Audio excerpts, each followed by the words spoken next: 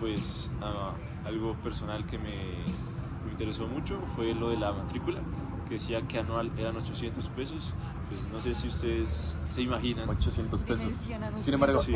en ese momento 800 pesos eran 800 pesos. O sea, Sí, pero no era tanto. el dinero estaba... No, obviamente a comparación de un día no es tanto, pero el No, pero a comparación de ese mismo día. Exacto. O sea, hice eso. Literalmente. 800 pesos, 800 pesos los comparé con el salario mínimo de esa época. nada que ver. Es 7 veces el salario mínimo.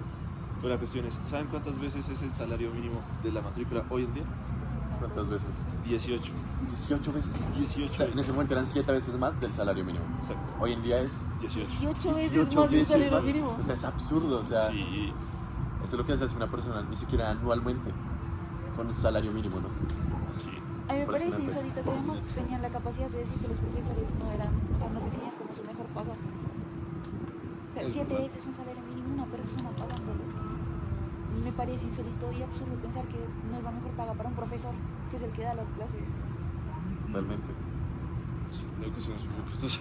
La educación sí, seguramente muchos profesores mal pagos, Posiblemente. posiblemente. Pues no sé que también sean los profesores pagos acá, pero por ejemplo yo sé que por lo menos la zona de coordinación no es, pues Bien paga, en algunos bien remunerada. aspectos no es muy bien remunerada. Sí. ¿Quieres Sí, comentar algo? sí, no, yo estaba también Gabo como habla en la universidad, pero también da en grandes rasgos la personalidad de Mario Lacerda como intelectual y figura prominente en este círculo académico de principios del siglo XX. Pues, Mario Lacerda era, pues, hubo un texto a propósito de su muerte con el que yo me encontré y no lo encontré ahorita para como poder pasárselos, pero como que resumía muy bien su trayectoria intelectual. Y Kant es Mario Lacerda es un seguidor de Kant y creo que ese proyecto o esa empresa que tenía Lacerda con la universidad sigue estas ideas de la ilustración kantianas, obviamente racionalidad, pero también como imperativo categórico de ayudar al país. No sé si esos sean los términos que son, pero creo que es clara la huella kantiana en Mario Lacerda y creo que se refleja en nuestra educación. Como de generar un aporte para la cultura. De generar, sí, impacto. de seguir unos preceptos que todo el mundo debería seguir y en ese orden de ideas, como crear mejor país. Y creo que también es algo que está implícito con nuestro expresidente, ¿no se acuerdan quién era? Es malo para sus nombres. Lleras, que fue rector. Entonces como que eso muestra yo creo que construcción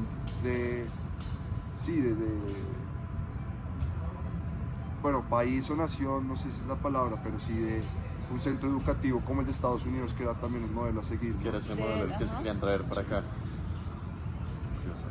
Pero digamos, o sea, ya que dices lo de hacer un impacto, digamos, lo que me resonó mucho es cuando en el pasado mi papá me decía que muchas veces se referían a la universidad, de que la universidad miraba a los cerros y le daba la espalda a Bogotá y al país, que literalmente estábamos en una burbuja y que no hacíamos nada más afuera. Una burbuja intelectual. Que en realidad mira que no es muy lógico porque en el mismo texto él menciona que la universidad marca la diferencia dando clases también de política a otras carreras, o sea, empieza como a meter temas de política, de cultura, de muchos temas aislados de las carreras que ya de por sí estaban predeterminadas, o sea, a diferencia de otras universidades, nosotros sí o sí tenemos que generar debates en clases, tenemos que saber sobre la historia de Colombia, o sea, es como obligatorio y hace gran parte del pensum.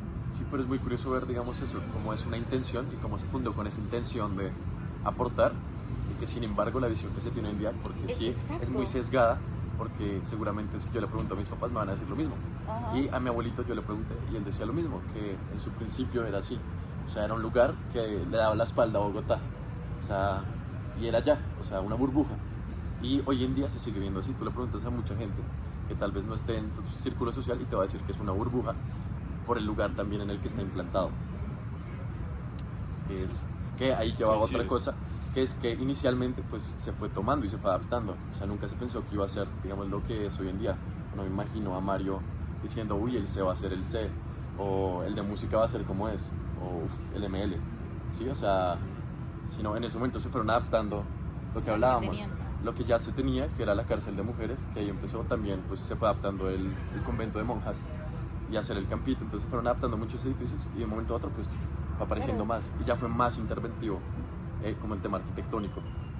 Que igual no está muy bien ejecutado por lo mismo. Como no es algo que se planeaba a fondo, como a fondo, es terrible para algunos sectores de la población, como muy específicos. Hasta hoy solucionó un amigo mío y fue...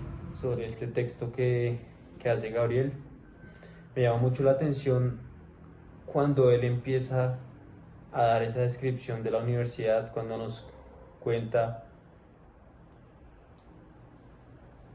que tenía calles estrechas empedradas, que era una casa la cual contaba con un patio que de cierta forma se volvía como un laberinto de árboles. Me llamó mucho la atención y yo entiendo ese patio, que es un laberinto, como esos dos cerros que están al respaldo de nuestra universidad, el Cerro de Monserrate y el Cerro de Guadalupe. Y me llamaría mucho la atención, y me llama mucho la atención, que si tuviéramos la posibilidad de que él volviera a visitar la universidad, ¿cuál sería esa descripción que él daría?